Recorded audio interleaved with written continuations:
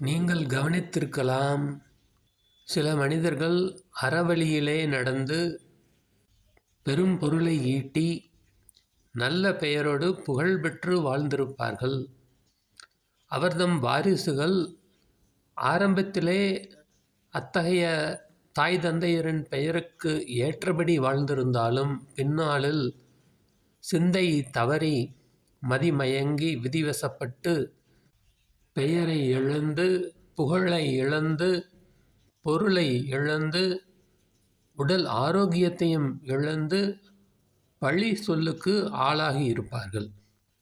இப்படி நாமோ நம் வாரிசுகளோ வழி தவறி செல்லாமல் நடப்பதற்கு முருகனையே சரணடைய வேண்டும் என்று திருப்புகழில் அருணகிரிநாதர் கூறியுள்ளார்.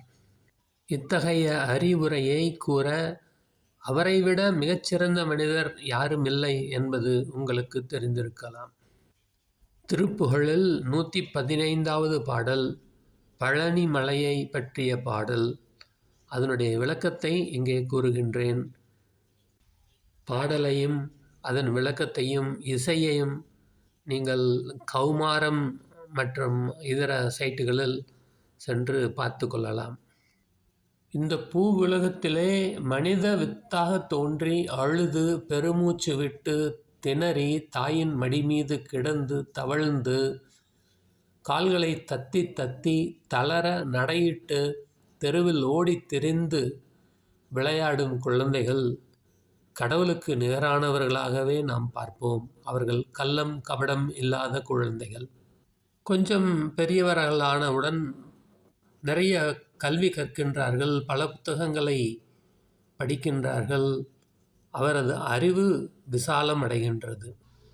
ஒரு 13 வயது அடைந்தவுடன் குறுக்கு கேள்விகள் கேட்கும் மனோபாவம் வளர்கின்றது. 16 வயது அடைந்தவுடன் எல்லாவற்றையும் பரிசோதனை செய்து பார்த்துவிட வேண்டும், நல்லது கெட்டது எல்லாவற்றையும் அனுபவித்து தெரிந்து கொள்ள வேண்டும் என்று மனம் கலங்கி செல்கின்றார்கள். அப்படி செல்லும் பொழுது புத்தி பேதலித்து தவறான பாதையிலேயே தங்கிவிடுகின்றார்கள். மெல்ல மெல்ல குடும்பத்தாரின் வெறுப்பை சம்பாதித்து சமுதாயத்தின் ஏளனத்தை சந்தித்து வெள்ளத்திலே சிக்கியவன் பிடி கிடைக்காமல் தத்தளித்து செல்வதைப் போல நிலைக்கு ஆளாகின்றார்கள். அருணகிரிநாதரும் இத்தகைய நிலைக்கு ஆளாகி யமனையும் தேடிச் சென்றவர்தான். அடுத்த காட்சி இவருக்கு ஈமச்சடங்குகள் செய்வதுதான் என்று இருக்கக்கூடிய ஒரு நிலையிலே அவர் முருகா என்ற ஒரு சொல்லை சொன்னதால் அப்படியே காட்சி மாறுகின்றது.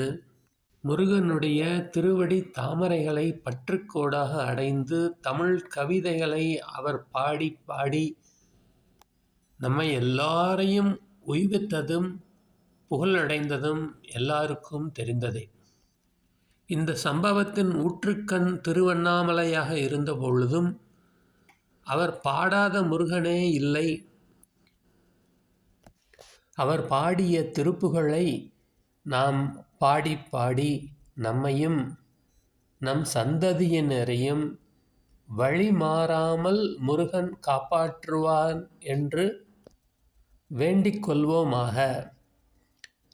அவரது பாடல்களிலே 115 என்று பின்னாளில் வரிசைப்படுத்தப்பட்ட பழனி மலை பற்றிய பாடலை டிஸ்கிரிப்ஷனிலே கொடுத்துள்ளேன்.